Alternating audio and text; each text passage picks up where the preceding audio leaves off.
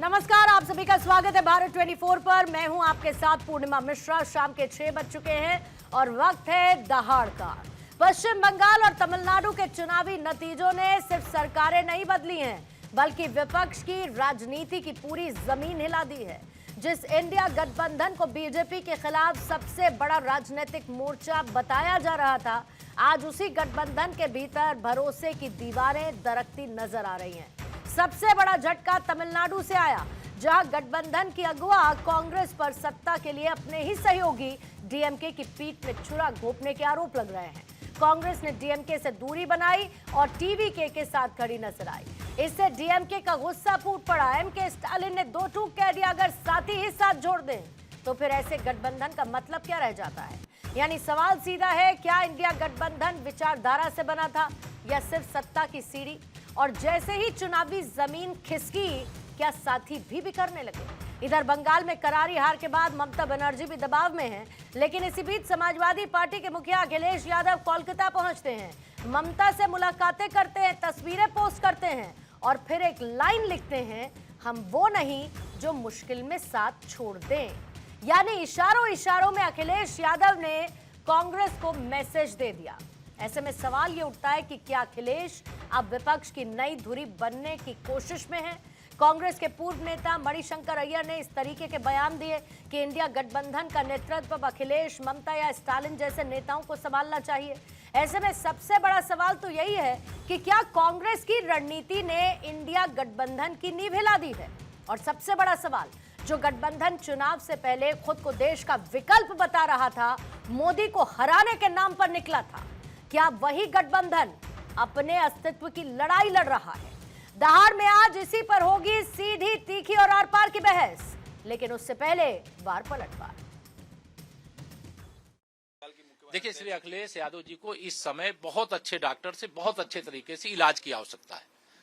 जिस दिन से रिजल्ट आया है पश्चिम बंगाल का और आसाम का, उस दिन से वो हताशा के गर्त में डूब गए। अब देश में मैंने कहीं ऐसा इतिहास में भी नहीं देखा है कि कोई पार्टी चुनाव में हार गई हो और हारने के बाद वो कहे मैं मुख्यमंत्री पद से इस्तीफा नहीं दूंगी। ऐसी सुश्री ममता बनर्जी जी थी और जो हार गई उनसे मिलने के लिए श्री अखिलेश यादव जी का जाना, ये फ्रस्ट्रेशन को साबित करता है। गए हैं वहाँ ढाढ़स बनाने, सांत्वना देने की अभी तो आप एक ही बार हारी हैं, हम तो 2 बार हार करके हैं।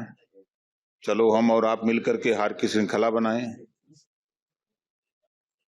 जीतना तो है नहीं। 4 घंटा बेहोश थे, रिजल्ट बंगाल का आया तो आज की दहाड़ शुरू करने से पहले आइए सामने आपके रख देती हूं आज की दहाड़ के सवाल। पहला सवाल यही रहेगा, बंगाल में करारी हार, विपक्ष में हाहाकार, तमिलनाडु में छोड़ा साथ, सवालों में कांग्रेस, अखिलेश का तंज, हम नहीं छोड़ते मुश्किल में साथ, विपक्षी एकता के दावे बंगाल हार के बाद हुए बेदम, चुनाव में हार, क्या विपक्ष में आएगी दरार?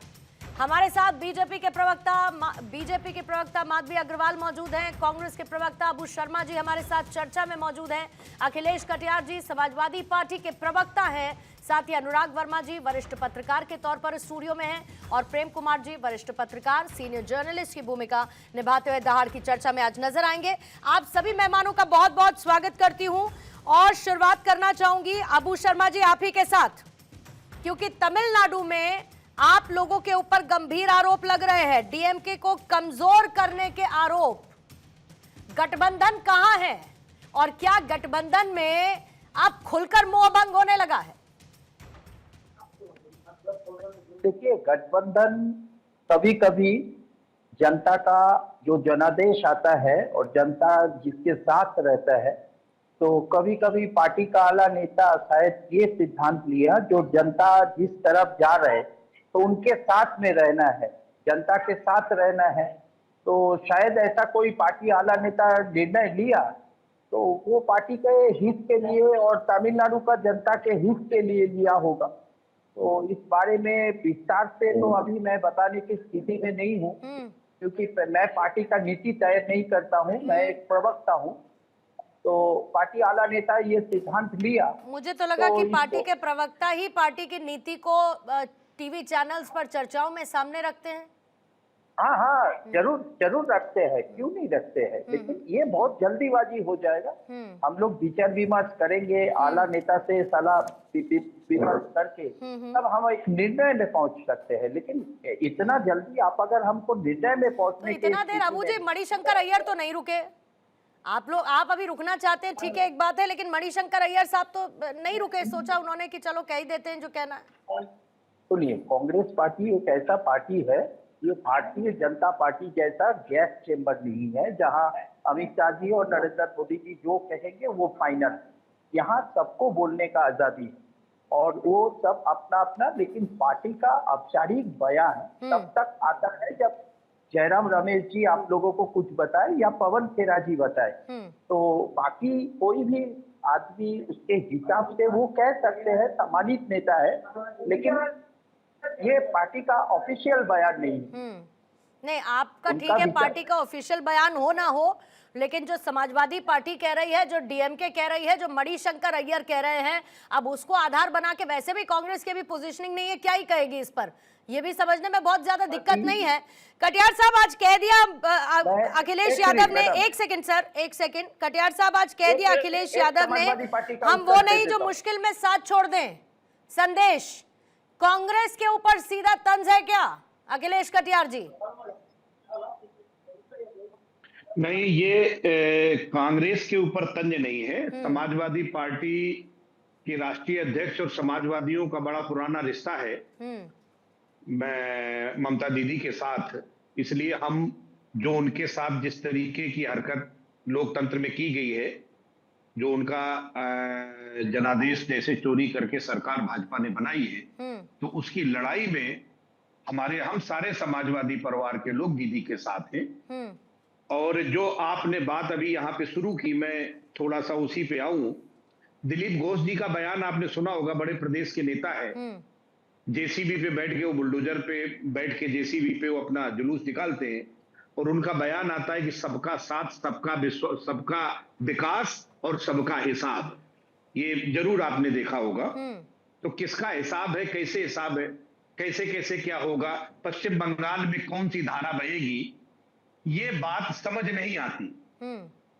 वहां पे अजय नंदा साहब का एक बयान आता है, जो कलकत्ता के पुलिस कमिश्नर है, कि कोई भी बुलडोजर, कोई भी जीसीबी अगर कोई किराए पे देता है जुलूस के लिए तो उसके साथ सख्त कार्रवाई होगी, लेकिन आपको कई जगह देखने को मिलती है, उस पर भी कोई बात नहीं है। विश्वजीत पटनायक की टीएमसी के एक पोलिंग एजेंट की हत्या होती है, टीएमसी के कई कार्यालयों पे कब्जा होती है, और आरएसएस के नेता जिनसू बासु जी अपील करते हैं कि हमें हिंसा नहीं करनी चाहिए। ये किधर जा रहा है ये देश, और किधर जा रहा है ये राज्य? पूर्णिमा जी, हार और जीत अलग है, लेकिन क्या इस तरीके का, जहां पे 2.5 लाख जो अर्धसैनिक बल लगाए गए थे, और माननीय गृह मंत्री अमित शाह साहब ने ये बात कही थी कि चुनाव के 2 महीने बाद तक ये अर्धसैनिक बल रहेंगे, वहां पे किसी भी तरीके की अशांति ना हो, कोई दुर्घटना ना हो। उसमें से आपने 2 लाख अर्धसैनिक बल अपने कमिटमेंट के बाद बुला लिए, और पश्चिम बंगाल को हमने आपके हवाले कर दिया किस तरीके के हालात खड़े। ठीक है, तो ये जो बातें इस समय पश्चिम बंगाल में हो रही है, मैं सिर्फ 1 मिनट में बात, ये न्यू टाउन सीट की बात है, क्योंकि आज बहुत सारे मुद्दे हैं। यहाँ पे 300 सीट, 300 वोट से बीजेपी का प्रत्याशी जीता, वहां पे बहुत बवाल मच रहा है। 65,000 वोट काटे गए, और 24,000 पूर्णिमा जी वो वोटर है वहां पे जो हियरिंग कर रहा है, अपने डॉक्यूमेंट लेके घूम रहा है, और 300 वोटों से बीजेपी का प्रत्याशी जीता है। 24,000 लोग हैं जो अपने डॉक्यूमेंट लेके हियरिंग अटेंड कर रहे हैं। एक मुर्शिदाबाद की जहांगीरपुर सीट है, उस कटियार सीट साहब, में भी यही आपने हाल है, 4 10,000 दिनों से की जीती है। बीती दहाड़ की चर्चा के 4 टॉपिक्स आपने मिक्स कर दिए। मैं तो इंडिया अलायंस की बात कर रही थी। मैं इंडिया अलायंस किस तरीके से साथ साथ नहीं चल पाने की स्थिति में है, मैं उस पर एक्चुअली आपसे समझना चाह रही थी। और अगर अखिलेश यादव ये कह देते हैं कि हम वो हैं जो मुश्किलों में साथ नहीं छोड़ते, तो बंगाल में टीएमसी का साथ किसने छोड़ा ये मुझे आपको बताने की जरूरत नहीं है। और बिटवीन द लाइंस रीड करना इतना ज्यादा इसमें मुश्किल नजर नहीं आता है। मैं माधवी जी आपके पास भी आऊंगी, अनुराग जी, प्रेम जी, मैं आपके पास भी आऊंगी। जल्दी से पहले एक खबर बताते हुए, नरेंद्र मोदी अमित शाह के फैसले का पूरे बंगाल में हो रहा है स्वागत। शुभेंदु अधिकारी को बंगाल का मुख्यमंत्री बनाने के फैसले का स्वागत। जमीन से जुड़े जुझारू कार्यकर्ता को सम्मानित कर मुख्यमंत्री बनाने के फैसले का हो रहा स्वागत। अलबत्ता अमित शाह ने कुछ दिन पहले ही दे दिए थे इसके संकेत। अन्य राज्यों की तरह बंगाल में कोई नया प्रयोग नहीं करने की प्रधानमंत्री की मंशा के संकेत। और आज उसी के अनुरूप अमित शाह ने कोलकाता में की शुभेंदु के नाम की घोषणा। विधायक दल की बैठक में की ये घोषणा और शुभेंदु को माला पहनाकर और गले लगाकर अमित शाह ने जाहिर की अपनी खुशी। और शुभेंदु ने बाकायदा पैर छू कर लिया अमित शाह का आशीर्वाद।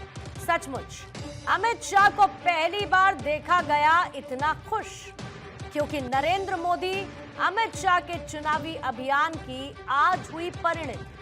राजनीतिक प्रेक्षक मान रहे इसे भाजपा में एक नए युग की शुरुआत।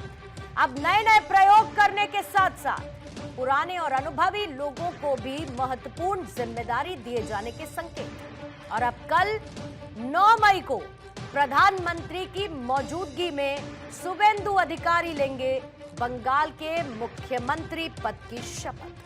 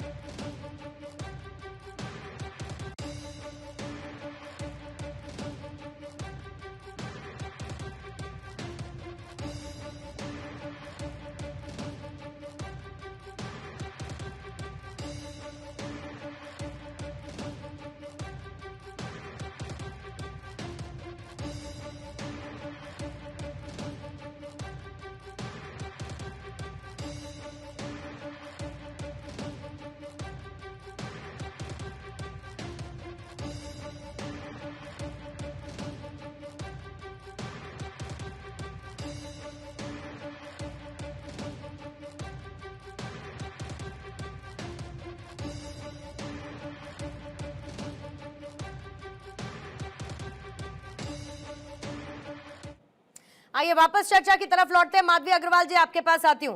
बंगाल और तमिलनाडु के चुनावी नतीजों के बाद क्या यह साफ हो चुका है कि इंडिया गठबंधन सिर्फ और सिर्फ एक चुनावी मजबूरी थी और कोई विचारधारा नहीं थी? क्योंकि जिस तरीके के संकेत मिल रहे हैं, चाहे स्टालिन की तरफ से, क्या कहा स्टालिन ने, नाकाबिले भरोसा है कांग्रेस, और अखिलेश कह रहे हैं कि हम वो नहीं जो मुश्किल में साथ छोड़ दें। देखिए पूर्णिमा जी, पश्चिम बंगाल की मैं बात करूं तो जिस तरीके से लोगों ने, कांग्रेस के लोगों ने काम किया है और इंडी गठबंधन का जो सहयोग दिखाया है वो साफ दिख रहा है। बीच बीच में आपको कहते हुए नजर आएंगे राहुल गांधी कि पश्चिम बंगाल का लॉ एंड ऑर्डर पूरी तरीके से खत्म हो चुका है, और फिर जब वो केंद्र में जाते हैं तो फिर संविधान बचाने की बात करते हैं, और वो भी साथ में स्वर मिला के करते हैं। पश्चिम बंगाल के किसी भी मुद्दे पर, जो बहुत गहन मुद्दे होते हैं, उस पर कभी भी कांग्रेस आकर बोलती नहीं है, और अखिलेश यादव भी नहीं बोलते हैं। कई बार ऐसा हुआ कि यहाँ पर जब महिलाओं के ऊपर इतने अपराध आ रहे थे सामने, और संदेश खाली जैसा और आर्जिकल मेडिकल कॉलेज जैसा इंसिडेंट हुआ जिसने पूरे देश को और पूरे समाज को एकदम हिला के रख दिया, तब भी इन लोग कुछ नहीं बोले। और उसके बाद जब यहाँ पे करप्शन के मुद्दे आते तब भी कुछ नहीं बोलते, लेकिन जब चुनावी रणनीति बनानी होती तब आ जाते हैं, खड़े होते हैं। तो उसमें ये दिखता है, बंगाल की जनता ने देख लिया कि ये लोग एक तरफा राजनीति इस तरीके से कर रहे हैं कि लोगों को भ्रमित कर रहे हैं। कहीं पर इनका गठबंधन है, कहीं पर इनका लठबंधन है। इसीलिए आप देखिए कि केवल 2 सीटों पर जो है सिकुड़ के रह गई ये कांग्रेस। और ये जो इन लोगों की आपाधापी एक दूसरे के साथ में कि कौन होगा इंडी गठबंधन का जो है नेता, तो ये जो इन लोगों की जो जद्दोजहद है वो दिखती है, जो इन लोगों की आपसी लड़ाई है, रंजिश है, वो दिखती है। तो इसीलिए मुझे लगता है कि पश्चिम बंगाल की जनता ने बहुत ही सही निर्णय लिया, और भारतीय जनता पार्टी जो हमेशा से बड़े बड़े मुद्दों पर बंगाल की जनता की आवाज बनकर खड़ी रही, डटी रही। आप देखिए 2 सीटों से लेकर, और ये आज जो हमने सरकार बनाई है, ये एक लंबा समय था। ये आप चुनाव पर बोलते हैं कि यहाँ पे वोट चोरी हुई है।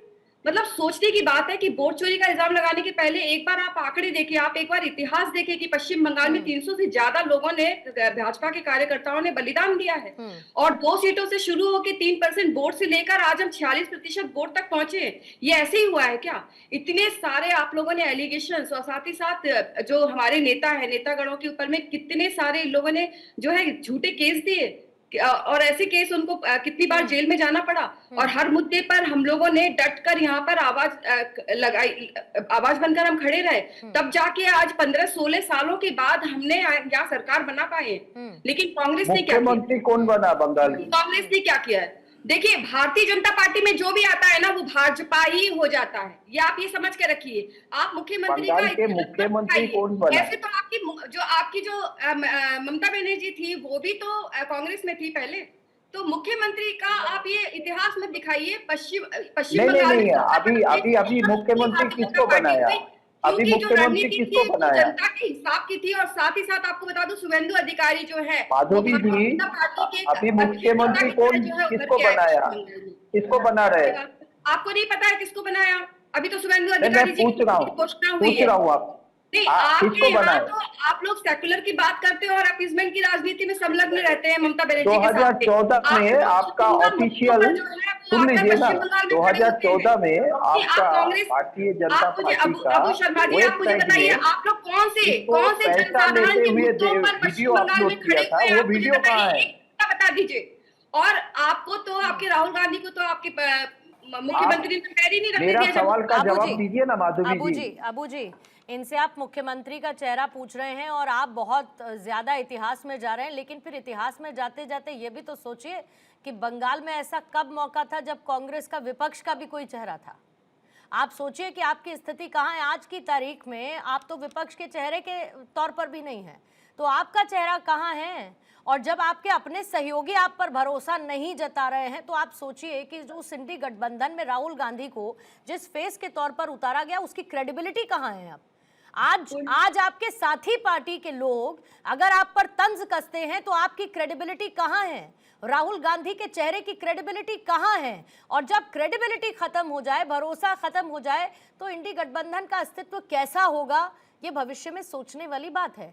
और ऐसी कोशिश तो नहीं है कहीं ना कहीं अनुराग जी कि अगर अखिलेश यादव अब खुलकर बोल रहे हैं, स्टालिन खुलकर बोल रहे हैं, अब मौका ढूंढ रहे हैं, लोग मौका ढूंढ रहे हैं कि उस अलायंस में अपने आप को एक बड़े चेहरे के तौर पर स्थापित कर सकें।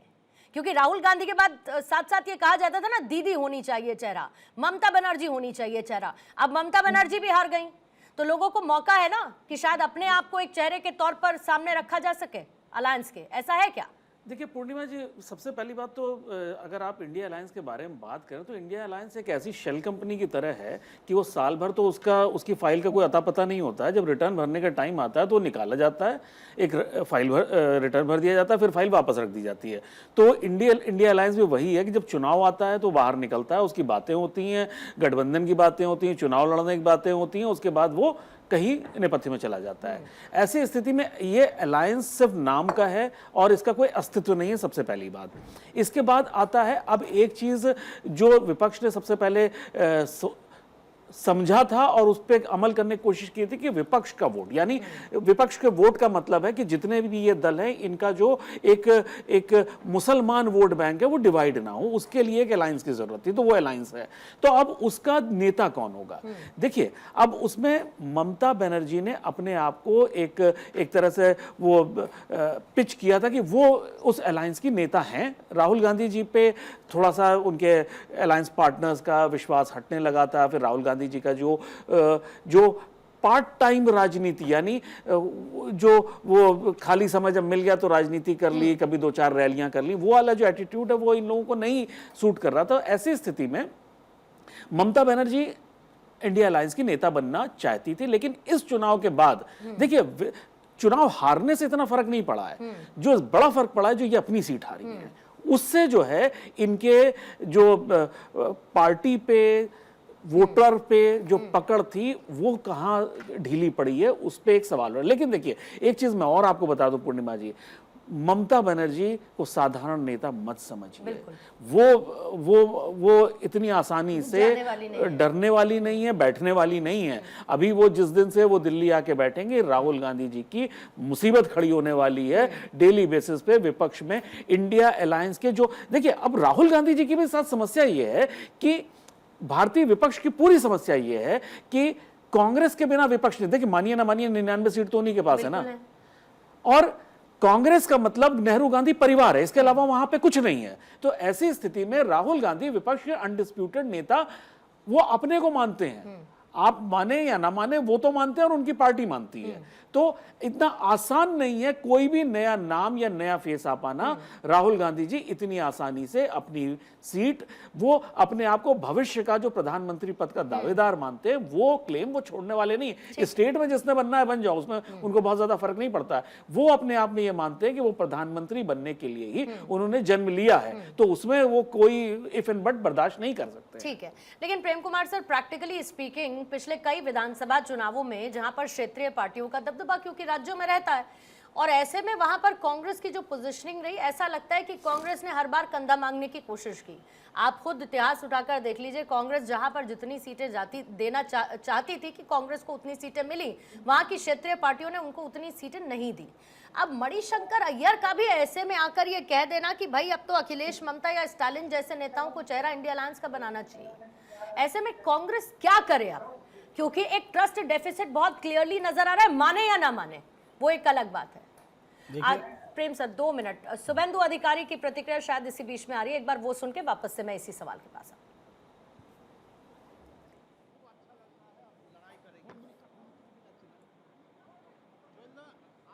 ठीक है, जैसे ही प्रतिक्रिया आएगी वापस इस पर जाएंगे। लोग निकलना शुरू हो गए क्योंकि विधायक दल की बैठक खत्म हुई और उसके बाद उनसे प्रतिक्रिया लेने का सिलसिला जारी है। प्रेम सर प्लीज कंटिन्यू। देखिए, कांग्रेस के बारे में बहुत चिंता की जा रही है टीवी चैनल्स में। राहुल गांधी की चिंता हो रही है, कांग्रेस की चिंता हो रही है। यही कांग्रेस के अपने प्रेजेंस होने का और उसके सिग्निफिकेंटली प्रेजेंट होने का एक प्रमाण है। दूसरी बात है कि स्टालिन की ज़ुबान से जो आपके चैनल पे चल रहा है, मुझे कुछ एडिटोरियल मिस्टेक लगता है। स्टालिन ने अभी तक अपनी ज़ुबान से ये बात नहीं कही है कि पीठ में छुरा भोंका है कांग्रेस ने। ये मेरे तरफ से माने सत्यापित बात है, नहीं है, मैं अपनी तरफ से बोलता हूँ। लेकिन हाँ, पार्टी के प्रवक्ता ने ऐसा कहा है, ये बात भी सही है कि पार्टी के प्रवक्ता ने ऐसा कहा है। डीएमके की हाँ, पार्टी के प्रवक्ता ने ऐसा कहा है, ये बात बिल्कुल सही है। और दूसरी बात ये है कि जो तमिलनाडु में हुआ है, वो चुनाव से पहले भी विजय थल्लापति ने राहुल गांधी और कांग्रेस से संपर्क किया था। लेकिन कांग्रेस और राहुल गांधी ने उस समय इंडिया गठबंधन के धर्म का पालन करने को ज़्यादा ज़रूरी समझा। और इसका एक व्यावहारिक पहलू भी था कि संसद में इंडिया गठबंधन एकजुट होकर के विरोध कर रहा था, बहुत सारी योजनाएं थी और सब एकजुट थे। तो उस समय उनको इंडिया गठबंधन में डीएमके से अलग होकर जिनके साथ वो जिनको समर्थन कर रहे थे सरकार में, फर्क है। देखिए, सरकार में शामिल नहीं थी कांग्रेस, समर्थन कर रही थी, इंडिया गठबंधन में थे। तो इंडिया गठबंधन में तो लेफ्ट भी था जिसके खिलाफ कांग्रेस लड़ी। तो और सरकार को समर्थन देना और सरकार में शामिल होना, दोनों में फर्क होता है। जब चुनाव के नतीजे आ गए तो विजय थल्लापति ने फिर से समर्थन मांगा और इस समय एक वैकल्पिक सरकार देना कांग्रेस के लिए जरूरी था कि ऐसा ना हो कि कहीं बीजेपी वहां भी खेल कर दे। ये जो कांग्रेस के मन में रहता है, उसके हिसाब से एक सरकार देनी थी। लेकिन इस बीच डीएमके और एआईएडीएमके के बीच जो दो बैठकें हो गई, ये अप्रत्याशित थी तमिलनाडु की राजनीति में। और यहां से पता चलता, अब मान लीजिए राष्ट्रीय राजनीति में कांग्रेस और बीजेपी के बीच बैठक हो जाए तो कितनी अचंभे वाली बात होगी। वैसे ही बैठक उनके बीच जब होने लगी तब लगा कि यहाँ तो सरकार राज्यपाल के जरिए बनने नहीं दिया जा रहा है, एक दूसरा खेल खेला जा रहा है। तो कांग्रेस ने वहां वैकल्पिक सरकार देने के लिए एक मजबूत फैसला किया है और वो उसके साथ है। इसमें इसलिए ये पीठ में अब तो खैर बाकी दल दे रहे हैं समर्थन। आज की ताजा खबर 1-2 घंटे पहले की है। लेफ्ट ने डी राजा ने अनाउंस कर दिया, समर्थन पत्र दे दिया, वीसी की और सीपीएम ने भी दे दिया, और कांग्रेस ने शर्तों के कांग्रेस तो शामिल है। शर्तों के साथ कहा। कांग्रेस शर्त कहाँ है इसमें? कांग्रेस ने कहा था कि हमें 2 पद चाहिए, इस तरीके की शर्तें थी कांग्रेस। नहीं, ये सरकार में शामिल हो रहे हैं अब इसमें। 2 पद हो, 3 पद हो, ये तो बाद की बात होगी, इसको शर्त नहीं बोलते। नहीं, इसको शर्त नहीं बोलते। सरकार, और उससे पहले जब कांग्रेस कह रही थी वो लोग बाहर में समर्थन देंगे या देंगे, बात समझिए। समर्थन तो समर्थन है ना प्रेम सर। ऐसे तो लोकसभा चुनावों में ममता बनर्जी ने क्या कहा था? नहीं, आप पॉइंट को क्लियर कीजिए। ऐसे अब कांग्रेस विरोधी मानसिकता मत दिखाइए या भी इसके समर्थन नहीं होता क्या? प्लीज इसको क्लियर कीजिए। होता है कि नहीं होता? क्लियर समर्थन किया तो फिर अगर टीएमसी ने 2024 के लोकसभा चुनावों में कहा था कि हम समर्थन देंगे, समर्थन देने की बात आई थी, तो बाहर से समर्थन देंगे वाली बात में समर्थन नहीं होता है। 2 तरह के समर्थन होते हैं। कांग्रेस समर्थन तो समर्थन है ना सर। समर्थन आप डीएमके के साथ लेफ्ट सरकार में शामिल नहीं हो रही है। आप चुनाव किसके साथ लड़ा? लेफ्ट सरकार में शामिल नहीं हो रही है। के साथ चुनाव लड़ा था कि नहीं लड़ा था? सरकार में शामिल होगी कि नहीं, अभी फैसला नहीं है। चुनाव लड़ा था, नहीं लड़ा था? फैसला ले लिया है। सर, तो डीएमके के साथ आप चुनाव लड़ा था डिफरेंशिएट कि नहीं करिए लड़ा ना, था? सच बताइए ना जनता मैं को। वही तो पूछ रही हूँ सच आपसे तो बताइए कि किसके साथ चुनाव लड़ा था कांग्रेस ने वहां पर? बताइए। तमिलनाडु में डीएमके के साथ ही लड़ा था ना सर? लड़ा था डीएमके के साथ हर एक मुद्दे पर, जिस पर कांग्रेस को ये पता था कि उसका नुकसान हो सकता है, उसके बावजूद डीएमके को समर्थन दिया उन्होंने। कभी खुलकर डीएमके के किसी नेता स्टालिन के तमाम बयानों की किसी की निंदा नहीं की। बिहार में चिराग पासवान ने नीतीश कुमार के खिलाफ चुनाव लड़ा था, फिर लड़ा था ना। उसके बाद वो कैसे आ गए सरकार में? फिर उसके बाद वो किसका हिस्सा बने? राजनीति में थोड़ा फिर उसके बाद वो किसका हिस्सा बने? मैं यही कह रही हूँ ना आपसे। हाँ, तो कांग्रेस के लिए चिंता नहीं करनी चाहिए ना, मतलब कांग्रेस पर बेवजह ब्लेम क्यों लगाया जा रहा है? कांग्रेस ऑन इट्स ओन है, कांग्रेस की चिंता नहीं करनी चाहिए। कांग्रेस पर बेवजह ब्लेम क्यों लगाया जा रहा है? क्षेत्रीय पार्टियों पर का समर्थन करना कोई गुनाह है क्या? मैं पूछ रही हूँ। एंटी बीजेपी गवर्नमेंट खड़ा करना कांग्रेस का राजनीतिक दायित्व है। क्षेत्रीय पार्टियों में कांग्रेस कहाँ पर है सर? मुझे ये बताइए ना। राज्यों में कहीं पर ना रहे, तमिलनाडु में सरकार में जा रही है, पार्टियों की तरफ कहीं पर नहीं रहे तो आपको चिंता है? कांग्रेस का क्षेत्रीय पार्टियों की तरफ आज की तारीख में जा चुका है। आपको तो मजबूरी है ना सर, मजबूरी है ना। आपको क्षेत्रीय पार्टियों का समर्थन लेना पड़ेगा और क्षेत्रीय पार्टियां अपनी कंडीशन प्रॉब्लम क्या है? कांग्रेस के लिए चिंता नहीं करनी चाहिए। की सरकार बना रही, इसमें प्रॉब्लम क्या है? कांग्रेस के लिए चिंता नहीं करनी क्यों चाहिए। चिंता करेगी? सरकार मिल रहा है, सरकार में शामिल हो रही है। डीएमके सरकार में नहीं थी वो, डीएमके सरकार के साथ, लेकिन डीएमके के साथ चुनाव तो लड़ा था ना सर। शामिल नहीं थी वो। अरे लेकिन चुनाव तो लड़ा था ना सर। चुनाव तो लड़ा ही था, गठबंधन में लड़ा था।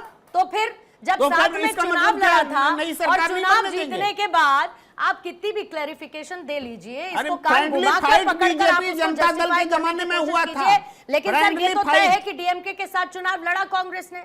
लेकिन जैसे ही वहां पर डीएमके हारी और टीवीके ने कहा समर्थन दीजिए, तो कांग्रेस ने कहा हमारी शर्तें हैं, हम देने के लिए तैयार हैं। तो आम आदमी पार्टी को भी सरकार में समर्थन दिया था, जिसने कांग्रेस को सत्ता से हटाया, उसको भी उसने समर्थन दिया था। सच है कि आरोप लगे ना फिर? तो इसी वजह से तो कांग्रेस साफ हो गई दिल्ली से। जो भी वजह हो, ले मैं तो उदाहरण दे रहा हूँ ना। आम आदमी पार्टी जिसने सत्ता से हटाया कांग्रेस को, आइडियोलॉजी है क्या? छोड़ दीजिए।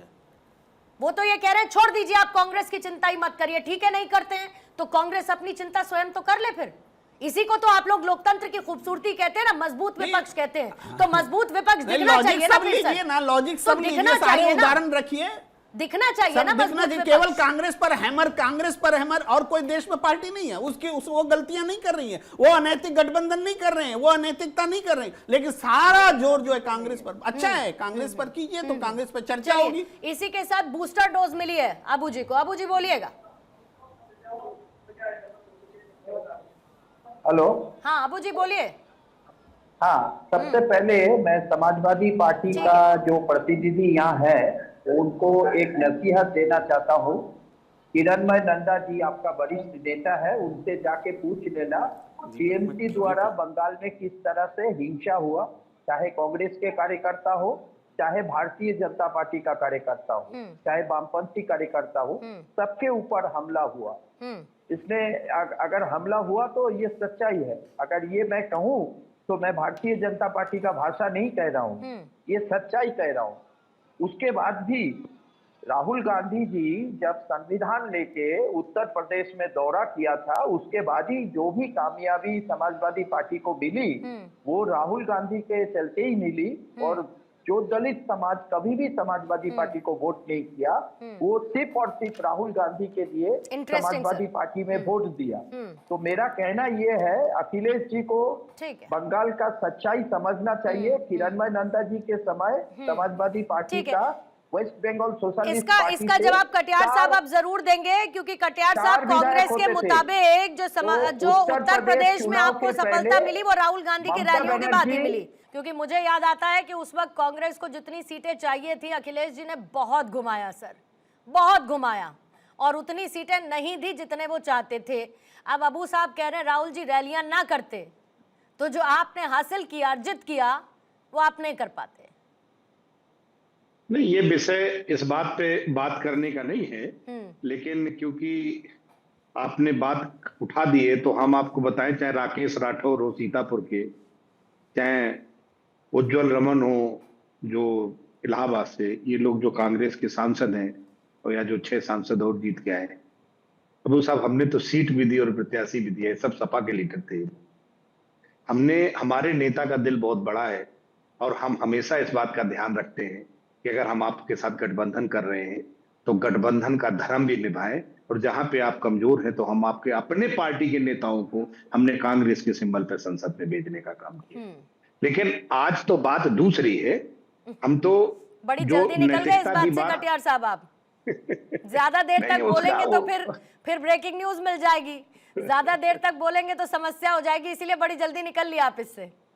लेकिन मैं एक बात जरूर कहना चाहता हूं पूर्णिमा जी, कि चाहे दिल्ली का चुनाव हो या पश्चिम बंगाल के चुनाव हो या कहीं और के चुनाव हो, आज बड़ी प्राथमिकता है कि जो देश को बांटने वाली ताकतें हैं, जो फांसीवादी ताकतें हैं, वो देश की सत्ता से जिनको बाहर रखना हमारी पहली प्राथमिकता है।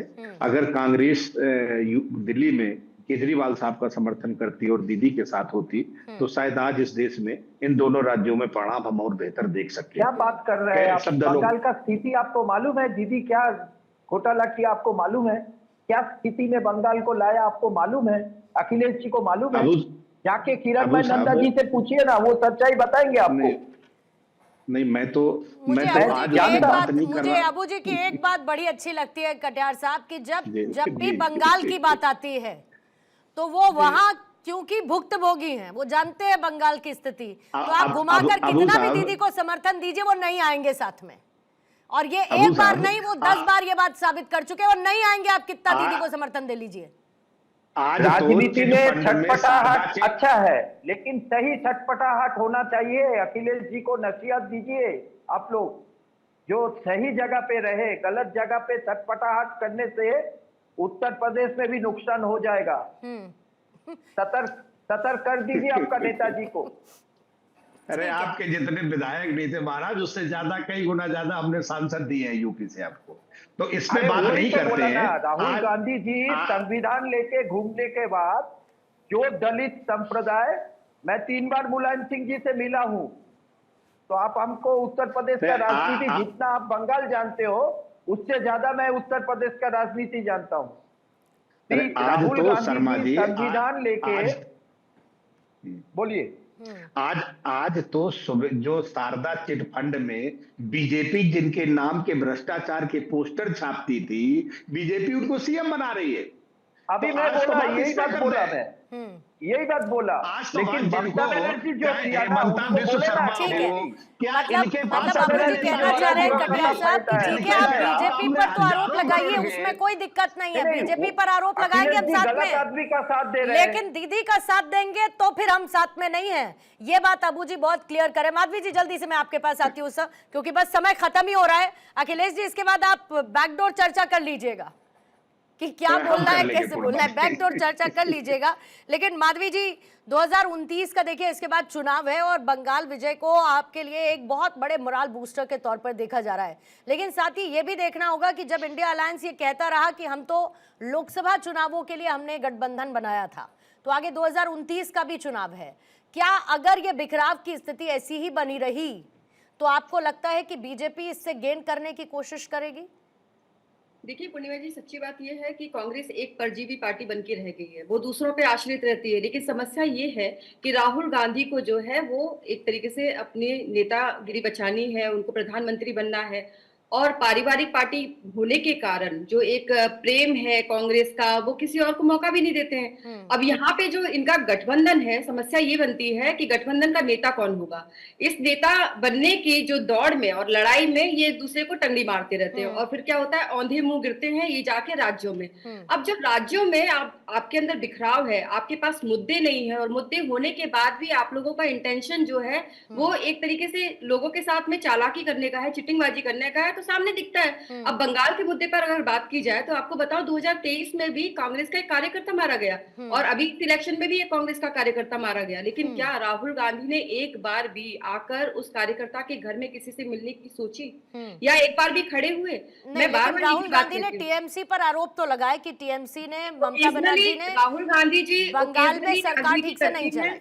पूर्णिमा जी, राहुल गांधी जी ओकेजनली राजनीति करते हैं, मुद्दों पर अपनी बात करते हैं और सदन से बाहर निकल जाते हैं। उनको कोई फर्क नहीं पड़ता कि उसका प्रभाव क्या पड़ा और उसका जवाब क्या आया, उत्तर क्या आया। तो ये पूरा देश देख रहा है भाई, आप लोग गठबंधन करेंगे, लेकिन अगर जनता के मुद्दे पर लोग गठबंधन करेंगे, जनता आपको स्वीकार नहीं करेगी। मिला था क्या? स्वीकार नहीं करेगी जनता आपको। आप लोगों के गठबंधन के अंदर में जो दरारें हैं, ठीक है, मैं क्लोजिंग कमेंट अनुराग जी से लेना चाहती हूँ। ठीक है माधवी जी, रोकूंगी, अबू जी प्लीज रुकेगा।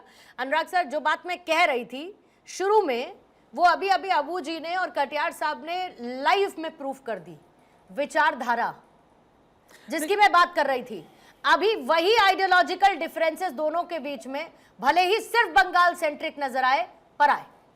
देखिए पूर्णिमा जी, सबसे पहली बात तो राजनीति में अब कोई आइडियोलॉजी वैसे भी नहीं रह गई है। मतलब अब आइडियोलॉजी की बात करना तो हम लोगों के लिए खुद ही टाइम वेस्ट से ज़्यादा कुछ नहीं होगा। वो हमने देख लिया ना इस चुनाव में, कहाँ कौन सा मतलब इंडिया अलायंस बना है, केंद्र में जी बना है, फलाने टॉपिक फलाने बिल पे बन गया, स्टेट में नहीं बना। वहाँ राहुल गांधी जा रहे हैं, वो ममता बनर्जी के अगेंस्ट कैंपेन कर रहे हैं, वहाँ पे केंद्र में आके वो लोग साथ बैठ जाते हैं। आइडियोलॉजी है कहाँ?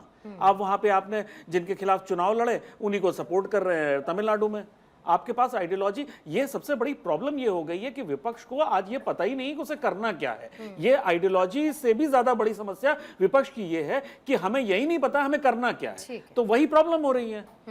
ठीक है, और सवाल सिर्फ एक चुनावी हार का नहीं है, बल्कि सवाल विपक्ष और विपक्ष के कलेक्टिव साथ खड़े होने के भविष्य का भी है। जाहिर है कि उसकी तस्वीर धीमे धीमे साफ हो पाएगी, लेकिन फिलहाल तो यही कहा जा रहा है हम साथ साथ हैं, लेकिन कोई ये नहीं बता रहा कि कितने दूर कितने पास। बहुत बहुत शुक्रिया माधवी जी आपका, अनुराग जी आपका, प्रेम सर आपका भी बहुत धन्यवाद, अखिलेश कटियार साहब, अबू शर्मा जी धन्यवाद आपका दहाड़ की चर्चा में शामिल होने के लिए। वक्त एक छोटे से ब्रेक का है, आप बने रहिए भारत 24 के साथ।